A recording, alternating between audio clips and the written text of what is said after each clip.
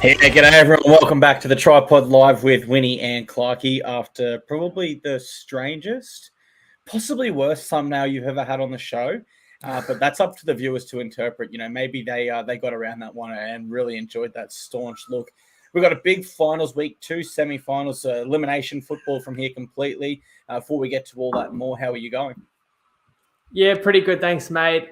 We swept last week, so you've got to be happy with that. 3-0 on our 3 finals best bets, and we won the mixed matchup as dominantly as you possibly can with payout after just one leg completed. Only way it could have been better would be if the multi got up 11-1, one leg lost. It was the Sharks by 1 point. Discussed that on the recap. In the same game, I missed. Although Brisbane did win, as I predicted in a low-scoring game, they won a little bit too well. Nevertheless, it was good to get back in the winner's circle last week. And, you know, we got to see 2 absolutely dominant footy teams that are idle this round. And then we got to see just 2 classic finals clashes. I need to get your thoughts on those games quickly as well before we get into, obviously, week 2. Yeah, mate, it was a very interesting round of footy. I got most of my predictions wrong. I went this Storm, but I don't want to do a Gus Gould and have an each-way bet, but I did say I like Broncos. I couldn't have predicted that, so I won't claim it at all. But yeah, I did not see the Storm losing by 26 points at all. And you guys know I've got that rule. Never underestimate the Storm. Well, it was probably the 1 week I should have underestimated them. So, you know, my own rule there come back to bite me. I picked the Panthers, but I think anyone could have picked that. Like, you wouldn't even have to be an NRL follower. You could just simply look at the odds and say, well, they're Winks odds. That's the tip right there. Went Sharkies over the Roosters. I felt the Roosters had hit their ceiling by making the finals, and the Sharks would be a little bit more desperate based on going out in back-to-back sets last year. And I think if we go all the way back to their John Morris time even, they made the finals and got eliminated first week with him as well, right? So we're talking 4 years in a row where Sharks have been in the finals and not won a game. That is starting to become a little bit of a curse. And then I wrote the Raiders off completely. Technically, I got that game right, but man, I did not see them having that performance at all. So it was a really surprising but pleasing round for me. But that's just this season, isn't it, mate? Where, like, you know, we're in finals and you think, I've seen it all, 27 rounds. This is how it's going to happen. And just spanners get thrown in the works. The Storm play the worst they've played. The Raiders play the best they've played. The Sharks haven't learned from the past 3 years. And, well, the Panthers are just the Panthers. So I suppose that's my ultra quick recap. Any thoughts from you on that? That's why we love it, because not every game is easily predictable, and that's why this job's not as easy as it might look sometimes. I'll throw it back to you if you had any other further, takeaways before we look ahead, but I'm happy to share the best bets looking forward as I back a couple of them on Dabble right now, so you can even copy them. I'll bring them up on the screen. So I'm going 2 best bets, and the first one's a different one because you've got to wait 2 weeks for the payout, but the price is just undeniable.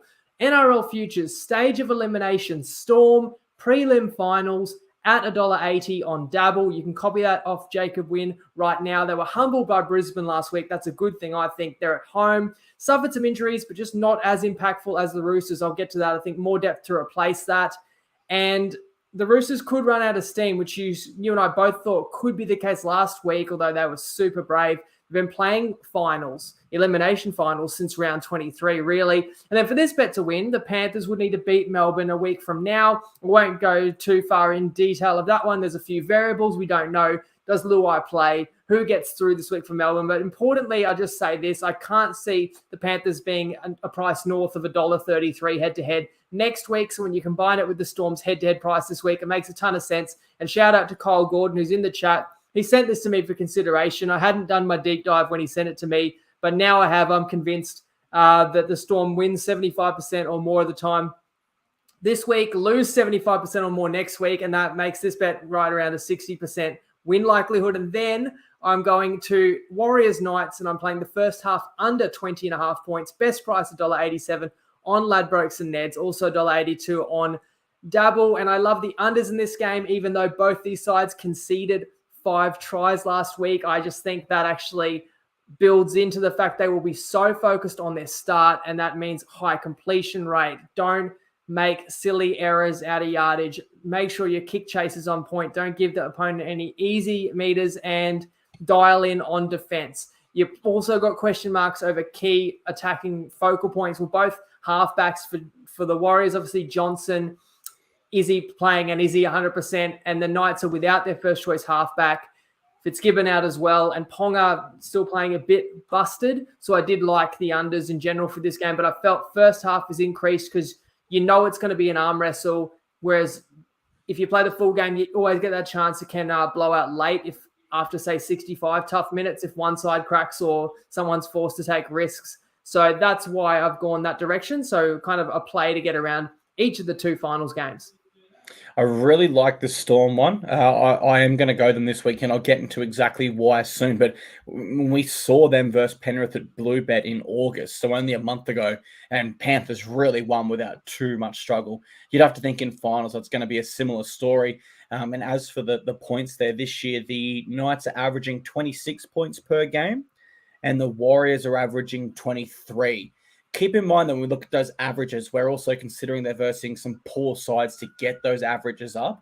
Whereas against two elite sides in themselves, which they have proven over the last few weeks, I could see this one being a tight contest.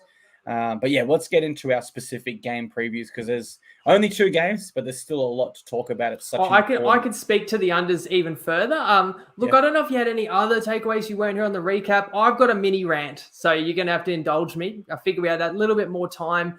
Since Sunday night, Whiten has gotten 4 weeks for the bite on Gamble.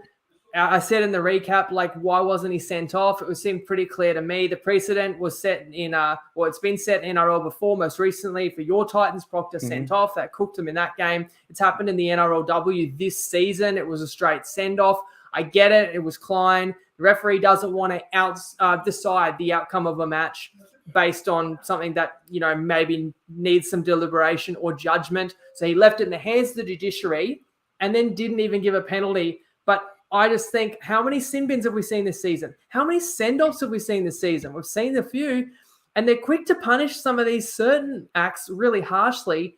And what about the impact that has on the contest? And if that happens in a finals game, the fate of a team's season could be decided by a ref with an extreme or harsh, consequence to what they judge as foul play. But I just think, how does Whiten get 4 weeks for something that wasn't even a penalty on field when earlier this year Carrigan got a sin bin for a hip drop and then didn't even get charged at the judiciary? And I believe Val Holmes as well, they overreacted because it looked...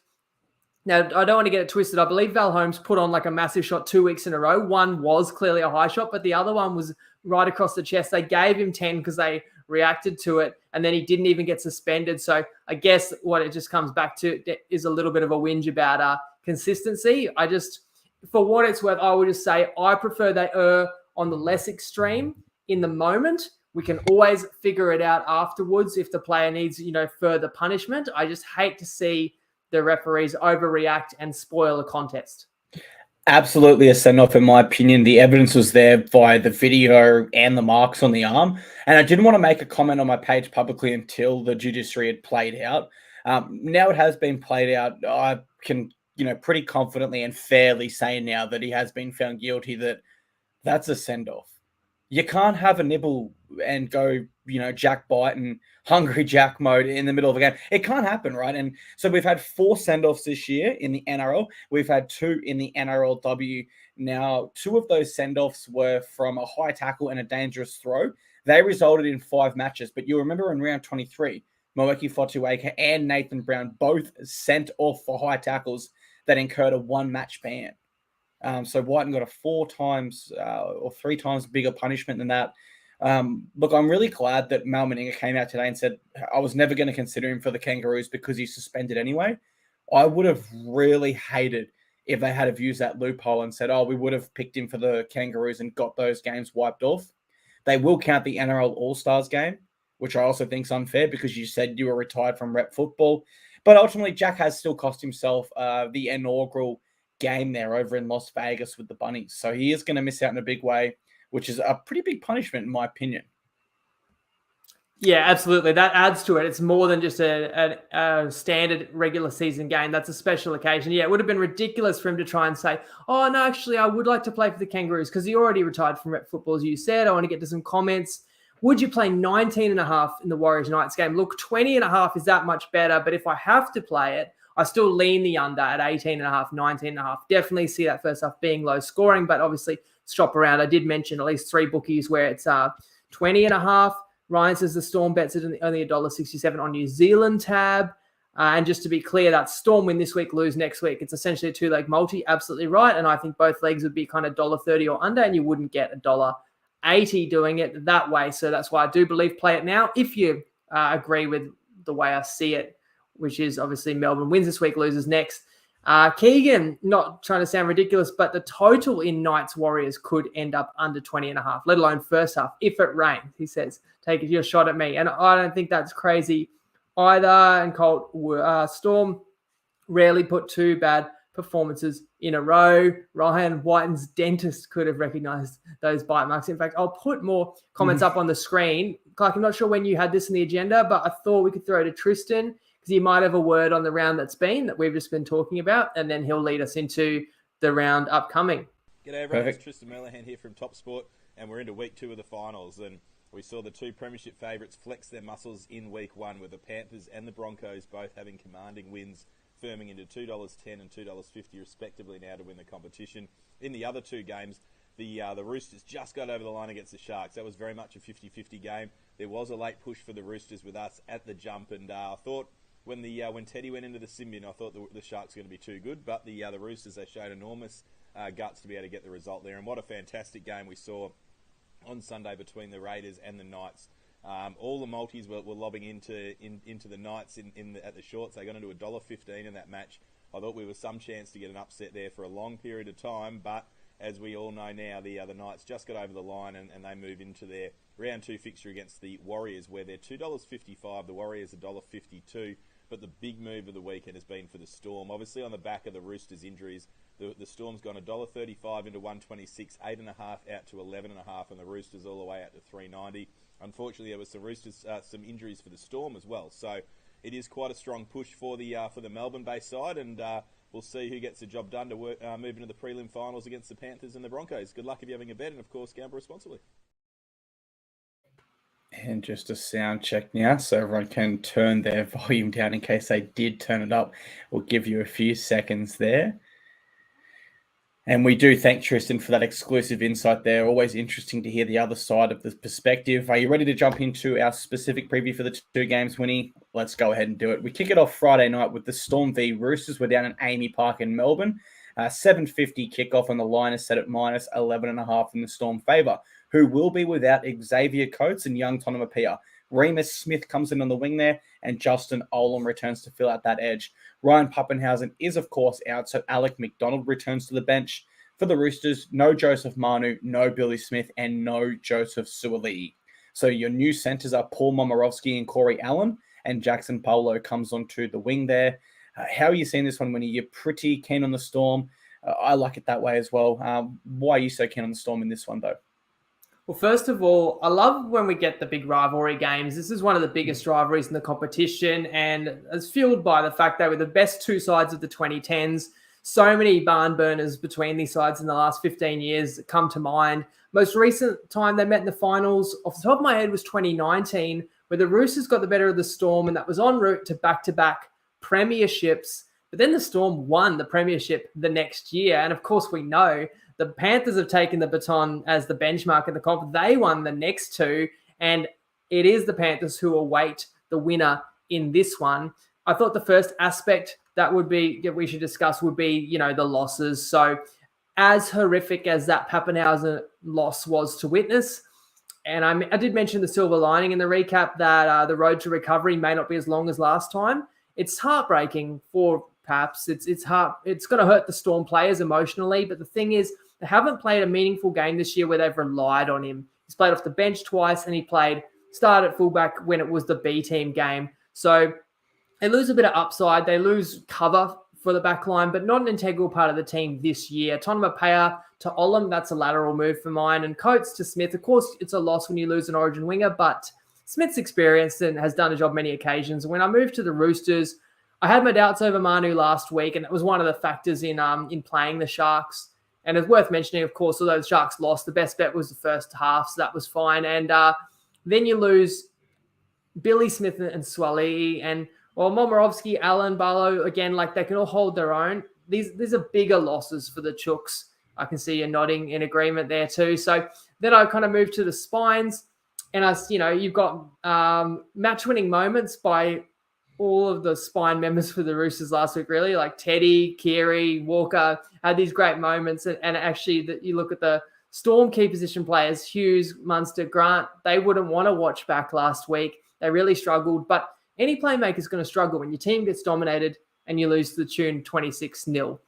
Then you got the Cheese going up against his old side, adds a bit of extra spice to the occasion. I look at the forwards. I think they're pretty evenly matched. Lindsay Collins has been like the Terminator this year.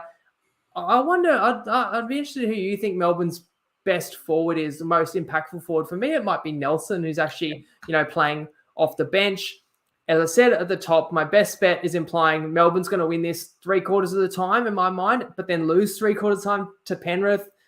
Let me know if you disagree, but to me, I know it seems pretty logical, and you don't always want something that sounds too good to be true, but occasionally, sometimes people always tend to think finals games are closer, so sometimes you can get value on a favourite being dominant. That was evidenced last week by a couple of home teams in the Broncos and Panthers, obviously. So when I looked at this match, and I think, where can the Roosters win it? That's where I'm not sure. I don't see anywhere across the ground where they have a clear advantage. And I mentioned before, you got Melbourne off a big loss and at home. Roosters on full tilt for 6 weeks. You could say pressure's off the Roosters because they've salvaged their season and no one really expects them to win. But I just think it's going to be a really tough game. They'll get nothing easy. It'll be similar to what they faced last week in Cronulla. But while the Sharks lacked killer instinct, I think the Storm will expose any openings they find. That's why I'm going Melbourne to win. And I lean them with the line, but I like the stage of elimination play even more. Yeah, I favour the Storm in this one as well. I look at this game and break it down. The first observation is the unavailable players for both sides. And I do think once you look at that, then it's a matter of, okay, well, who's the replacement? In this instance, I think the Storm have brought in the better players.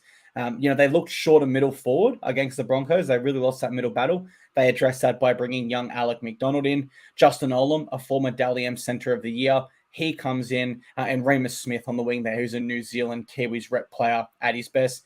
Whereas the Roosters bring in Corey Allen, who has been handy at stages this year, Jackson Bolo, who we know is leaving the club, and Momirovski, who's not played NRL since round 9. So that's a long time on the sidelines there. I think the Storm inclusions, coupled with the fact they're at home, they can really use that as a mental edge and a real energy. Someone like Justin Olam, who has traditionally been a mainstay in this side, will be really hungry to come in here and I believe make a statement, as will someone like Remus Smith. So I can definitely see a world where the Storm do run away with this. You look at these two sides, and I think in terms of their ceilings and what we expect this year, the Roosters have absolutely hit their ceiling. Arguably, they did last week. Had the Sharks been just slightly more clinical down the home stretch, there's a world where it's Sharks v Storm this round. So I do feel like the Roosters have hit their ceiling respectfully. Stats tell us that Storm have won 7 of their last 9 finals at home, and they've only lost to the Roosters once in their past 8 games. So I'm going to give them a chance here after a big week where Craig Bellamy will make defense the main focus to really defend well.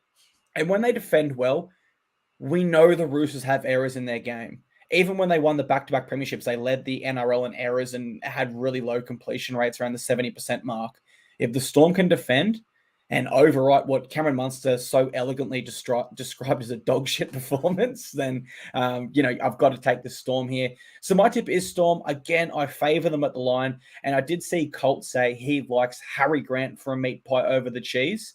I'm going to go a bit of a left field option for my anytime try scorer pick in this one. I'm going to go James Tedesco. And I know I'm tipping the Storm, so it's a bit strange to go that way. But because the Storm are going to focus so hard defensively this week, I feel like traditionally I wouldn't tip a winger because that's something they're going to be accustomed to. Whereas someone like Teddy can pop up when you don't expect it. He's always supporting in the odd chance they make a break. He's always around a loose ball with a kick. So I can see a world where Teddy gets over for a meat pie in this one. But I am going with the Storm. And also look forward to seeing what you build here in the way of a same game multi thanks to Better. And our Better sign-up link is in the show description here live, and if you were listening as a podcast. And then, of course, if you do sign up, make sure you message the TryPod page on Facebook. But before you sign up to any bookie, think, what are you prepared to lose today? Set a deposit limit. For free and confidential support, call the number or visit the website on screen. Those details are also available in the description if you are listening later as a podcast. Any thoughts yet for the same game multi, mate, or are you going to make us wait for that one? I keep my powder dry for that one, but I dare say I'll be looking for a Storm try scorer, because that's the way I see it, especially potentially later in the game. Even if the Roosters can hang in there, I just don't know if they'll be able to go the distance yet again. You talked about they've maxed out their ceiling. I think when you factor in the injuries that the Roosters have sustained along the way, then that's a fair comment. Just hasn't quite been their year, although they've been incredibly tough to take it this far. They absolutely have. When we talk try scorers for the Storm, I do have the top 10 most likely anytime try scorers, according to Wiki AI's data model. Will Warbrick is at 55.6%. Here's where it gets interesting. Remus Smith is the 5th most likely this round, but he's down at 42%, so less than a 50% chance on the odds. Justin Olam's there at 36%, as is Nick Manning. So there's a few different options there and ways we can take it. I'm looking forward to seeing how you cook that one up all the same. Our Saturday game, we are in Auckland. I saw some question marks around the weather. I had a look at that. It is scheduled to rain on Friday at this stage, but not on game day. It's the Warriors v Knights at Go Media Stadium in Auckland, Saturday, 4:05 p.m. I don't know what the 4 is all about. Just make it 4 on the dot. But the line is set at -5.5 in the Warriors' favour, who welcome back Sean Johnson. So Dylan Walker goes to the bench. For the Knights, they'll be without Lachlan Fitzgibbon. So Dylan Lucas, a young rookie, replaces him in the starting side. And Jackson Hastings re-aggravated that ankle injury. He is out. Adam Clune comes in to replace him. Now, why this one is so interesting to me, Winnie, and why I really want to know who you're favouring here is when we talk most improved sides of 2023, you tipped the Knights. And the Warriors were the only team that pipped you. So this truly is the battle of the most improved of sides that are looking to go one off a grand final in this game. So let me hear it. Who do you like in this one? I will tell you momentarily, but before I get into that, we've got a special message that's been sent through that I thought could hype us up for this clash even more. I want to give a massive shout out to Jacob, Wynn, and the TryPod crew. RCS, like someone explained to me why, when the Super Rugby season finished and he wasn't getting picked in the finals, the Blues, why the Warriors didn't sign him on a short-term contract. I respect everyone that's in the Warriors 17 has earned their spot. He could be playing. Like, I can't wait for him to rejoin the competition. Has always been one of my most favorite players. So shout out to JK who arranged that clip to be sent through. Nevertheless, the Warriors, again, are in a similar scenario to the Storm. They are off for shellacking, but they are coming back home with an extra day's preparation while the away team comes in off a nail-biting win. And some people might ask a question. I think it's a fair question to pose. What takes more out of you? Is it being smothered and bludgeoned and deprived of the footy for 80 minutes? Or is it fighting for every minute and the game being on the line? And in this case, playing 10 extra intense minutes. And I think that's the latter is more taxing. So that would be straight away advantage Warriors based on what happened last week. Then I'm going to look at the injuries again. And for the Knights, obviously Hastings is a net loss, but Clune, very capable replacement half. Fitzgibbon's had a great year, arguably the best of his career. That's an even bigger out. And then to me, Ponga had the look of a player that was just trying to get through the contest last week. But then in the second half, when the Knights were in big trouble, down 10 points, he had to amp it up, which he did.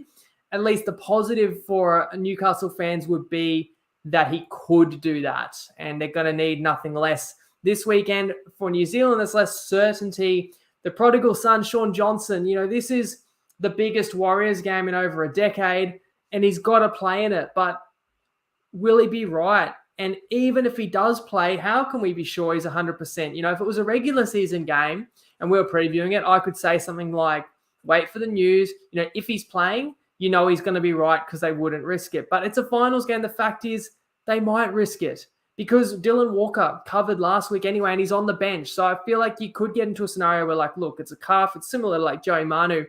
Look, it might go again. It might not. You got to take the chance. In worst case, If he's out, Walker comes into the halves. It is going to mess up your rotation. You are going to be down to 3 on the bench, but the counter is not playing the biggest game in over a decade, we're missing your most influential player. So if you want to play New Zealand, and I'm very curious in your thoughts, Clarkey, but also those in the comments, who they like at the line with this, and we're just under a converted try. And if you're liking New Zealand, obviously not only do you want, but you really hope that you're getting the Shaun Johnson of 2023 leading the way. I'm in the camp that hopes he plays at that level that he has this season because he deserves to, and the Warriors fans deserve it. And I also don't know if New Zealand wins this game without production from SJ. I lean to New Zealand in this match, although if I'm just looking the sides up and down, like I don't know if New Zealand's the better team. I think on a neutral, the Knights arguably are better, but when I factor in the injuries, and for what it's worth, the Knights were the most improved team this year. I said it a week ago. They improved by nearly 20 points a game. They went from negative 270 to like plus 170. It's just they didn't win more games than New Zealand. And New Zealand won, tight ones. Unfortunately, that's how it goes. But you're absolutely right. Nobody had these two teams still lasting in the final 6 when we previewed the competition back in February. So they've both been outstanding. I think New Zealand had won 7 in a row before opting to rest against the Dolphins. And of course, the Knights come in on a 10-match winning streak. So I kind of definitely felt this is an unders game. It's afternoon time in Australia, but it's 6 p.m. local. So it's essentially a night game. And because just getting back to the matchup, then if I think the teams are pretty even or maybe the Knights are better, I give the edge to New Zealand because they did rest in round 26, more players than the Knights. And the biggest factor of all is the Mount Smart crowd and the emotion that's going to, I think, help lift the Warriors above the Knights ultimately. And so I think you can count on the Warriors' defense in this game, no matter how it goes. And I think if the Knights, if they do find points, they're going to have to be pretty special. And I know that Pong has been electric and they've got some superstar outside backs that can combine, but I just think, they're going to be made to earn any points or tries that they can come up with. So if I know I can trust the Warriors defense, I've strongly considered a Knights team total under, but I do believe the Knights can defend too, and there's question marks over the Warriors attack, and it gets back to Johnson. So as I said at the top, I think this could be an absolute arm wrestle. Keegan in the comments said the whole game could go under 20.5. I wouldn't be shocked if it's very similar to Sharks Roosters, which only had 25 points and only 6 in the first half. I'm here for it, that type of encounter. So again, I think New Zealand's going to advance, and the margin may be decided by how much magic Johnson can inject into this game in key moments. I've got people asking for try scorer tips. I've got one courtesy of Nicole, and he tips the game as well. I've got a mixed matchup that ties in also, but I want to hear how you see this one because it's clearly, and the odds makers agree, it's clearly the closer matchup of the weekend, and good case can be made for either side. Absolutely. And not only a good case for either side, there's also a question mark over both sides. For the Knights, I feel like that question mark comes because whilst they were on a 9-game win streak, they did scrape past the Raiders side that seriously limped into the finals and on form didn't have a right to compete with them. And then for the Warriors, as you said, it is Shaun Johnson 100%. The facts are with a soft tissue injury, as we saw with Joseph Manu last week, you don't know until you test it out, and you're often only testing it at 100% in a game environment, which, could be disastrous for the Warriors. Here we have a team that lost last week, but gets their halfback returning versus a team that won, but then loses their halfback in Jackson Hastings. And for what it's worth, I do think Adam Clune is a very handy replacement. And even if it was Jackson Hastings, right, they're not the main man in the spine, either of them. That's still going to be with Kalen Ponga. I'm also not sure how much I should read into a Warriors loss against the Panthers at Bluebet in finals with Shaun Johnson missing. It's just a completely different ballgame. And if the shoe was on the other foot, I suspect the Knights would have lost that game as well, missing their key player, which would be a Kalen Ponga equivalent. In terms of quote-unquote big game experience, Neither side really favoured in that area. You got the star on both sides being Sean Johnson, who was scored to win a Four Nations before on the buzzer against England, and Kalen Ponga, who's had masterclass performances in Origin before. So their stars have big game experience. The rest of the side, not so much. I do think the Warriors have the better roster when you compare them one by one. I think the home advantage is definitely something we should consider, given Mount Smart sold out in 30 minutes. And the other thing is, they're not coming into this game traveling internationally, coming off a 90-minute golden point thriller. And I think that could be the killer for the Knights. There was a 10-game win streak. Do they have enough gas to make it 11 in a row after a really tough contest where they got dragged into the Raiders' play style? It was the one thing they couldn't do, and they got dragged into a real battle in the middle there and had to fight a very, very gritty affair there. For all those reasons combined, my tip here is Warriors head-to-head. I don't know about the line. I actually think I like the Knights at the line because I'm so close either way with my tip. I can see a world where Warriors win here by 1 or 2. In my mind, for the Knights, they had to pump the Raiders and cruise to victory there, and then come here and win this game again by a decent margin to give themselves a chance to go up to Suncorp. I just think for the Knights now, that getting into that battle with the Raiders at the wrong time of the season after 24 games really, really hurts their chances here. This is the first time these sides have met in finals football, but in the regular season, the Knights have an 8 out of 22 record in Auckland. So less than 50% wins at the venue. And meanwhile, the Warriors are looking to make it 5 wins in a row at home. So there's that side there, and that also favors the Warriors. So I'm going to go Warriors. I'm not too confident. What are we going first? We're going to go Nicole's try scorer tip, or we're going to go the mixed matchup? Let's go some comments. I think there's some great comments coming through. Ryan, who we did the extravaganza, and Nicole tipped out Ponga for top point scorer of the finals, and the Knights put up 30 points. Ponga did score. So, of course, you want the Knights to advance. He got $9 on that. And he got Dom Young, top try scorer, 21. So Nicole discussed those plays. And then Ryan also says he leans Knights, something to be said for SJ not being fully healthy. Colt saying Warriors win, SJ inclusion key, home crowd side. Knights had a gut buster, and he's going the Warriors first half line. Zane is stoked that we've got 2 best bets, and I wasn't pushing it. I didn't know if I could find a best bet this weekend, but I really do feel strongly about each of them, so that's fine. John, says he'll wait on the news, and if SJ's in, the line may move to 6.5, and he'll take the Knights. So I think that's a key point there. What do we anticipate the market may do? For what it's worth, the way I see it is this line to me definitely indicates Johnson's playing. So I think you could play the Knights if you like the Knights, and if Johnson's out, it's going to dramatically move. It's probably going to go to closer to a pick'em game. If Johnson's confirmed in, I don't know if it moves. Maybe the juice moves a little bit. Maybe it moves half a point, but I think it's definitely already kind of factoring Johnson playing, and that's why I think there's a risk that if you play New Zealand now, that is more likely something bad's going to happen to your bet than good, I suppose. Then John does mention that maybe the injury is not as severe and he was just rested more with a niggle last week because they knew they had the double shot. So I think that's a fair point. It's not as if Johnson couldn't play a do or die match a week ago. And Benny also saying, I think Johnson will be fine. All signs point to him being good to go. He wasn't hobbling when media hassled him at the airport. So I think some great points coming through. I'll continue to put more comments up on the screen. You got any response for any of the other comments you can see, Clarkey? I agree with what you're saying. I think that line is definitely factoring in Sean Johnson playing. And I also wonder, did the Warriors sit and think, hey, in all honesty, we're probably not going to beat the Panthers at home.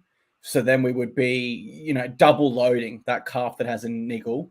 Let's reserve our cards and keep them for next week and play someone who is coming off a game with our key player in Sean Johnson. So that's how I think the Warriors looked at it privately, though they're not going to say that publicly, of course.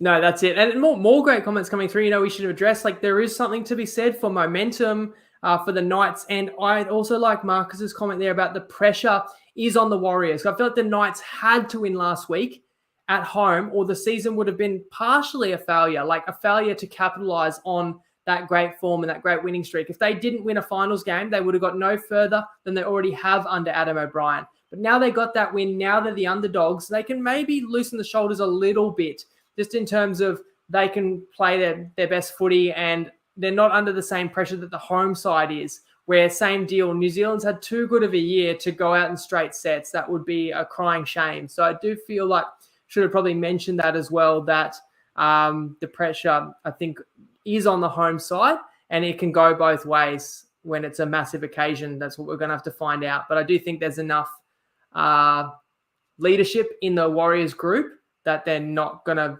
lose, that they can hold their nerve. And I think that especially defensively, they're going to be very sound, very hard to crack. But Nicole thinks they're going to give up at least one try. Let's have a listen. Hey everyone, it's Nicole from Wiki. Look, I got greedy last week. I had Hastings or Gagai to pick from, and I went with Hastings, and obviously freaking Gagai scored. But I'm going to go back to the well. I think the Knights, they were struggling in first half, but they obviously pulled up trumps and they got through to round 2. I reckon they might win against the Warriors, and I love the value on Tyson Frizzell to score anytime. He's $7.75 on Neds. He's my pick of the week for try scorer value. You can Google Wiki Linktree, guys. All our data tools, content, Discord, it's all free to check out. Good luck. Enjoy the weekend. Gamble responsibly. Nice little tip there. What about the scenery? This You know where he is? Is it New Zealand? Yes, he's in New Zealand. He's in Queenstown. So he's brave. He's tipping the Knights there. They said he will be home by kickoff, but he's having a little romantic getaway. Let me cap the show with this, mate. Mixed matchup. After last week, a 335 winner without a bead of sweat being dropped. I think it won 22-0 in the end. Knights second half to outscore the Storm full game. And we know the Storm put up a goose egg and it was paid out after one leg. So it gets harder to create this. I got less matches to mix up, right? But I did have a best bet in each of them. So I had to have found something I like. I'm going the Melbourne Storm to have more points from the 20th to 80th minute. Okay, so it's like 3/4 of the Storm's points. But I think if if the Roosters hang in there, more likely they would do so in the early exchanges. So I feel like the Storm could score more than 3/4 of their points from the 20-minute mark onwards. In any case, Melbourne points 20 to 80 to outscore the Knights Warriors first half at $2.15 on Toppy. And again, our promo code TP Live if you want a Toppy account. So I've got 60 minutes versus 40 minutes. But of course, I've only got one team versus two. However, we'd all agree, or I haven't seen anyone boldly tipping the Roosters outright. So I think we agree the Storm most likely to do the bulk of the scoring in the Roosters game, and I see a scenario where they could really open them up late, where that you often see a side like the Roosters that's just been kind of maxing out for multiple weeks now, that if the game gets beyond them, then a game that could have been anticipated to be close on paper could actually end up with a wider margin. And then all the reasons I've discussed why I like Warriors Knights under first half. And the key number for both games is right around 20 points. So I think the Storm can get 20 in that final hour of the game. And I think the Warriors Knights would be under that. What do you make of this one, Clarkey? Mate, I like it. And I actually read it wrong at first. I thought it was Storm for the 60-minute period there to outscore both Warriors and Knights outright. And I thought, it's a little bit bold. Now I can see that's just first half. I think $2.15 is pretty generous. I thought this would have been one that Tristan priced right around the $2 mark, if I'm absolutely honest. With how I'm seeing both games at the moment, which based on last week's finals form probably isn't too accurate, but fingers crossed, better week for the tips this week. But yeah, I like that one a lot, to put it simply. Anything further from yourself before we close this bad boy down? We have discussed privately that we might do the recap Sunday morning. So sort of unconventional time, but I feel like is Saturday night an option after full time? Because I just realized it is early. Maybe we do just do it straight after full time. Does that suit you? Yeah, that works Always for me. good to organise on the pod. Okay, yeah, I forgot, because usually Saturday night footy might not kick off till 8, and then full time's after 10, and people don't really want the recap then. But let's just jump on straight after. It'll be around 8 o'clock or whatever. We'll jump on. We can do a mini recap, 2 games that we've watched, instant reaction to it. So that's the only difference coming up. Other than that, guys, just enjoy a couple more games of elimination footy. You got to love this time of year. Best of luck on your punts, whether you're following mine or not. Let me know in the comments, or good luck on your own if you're backing something else. And as always, Lego.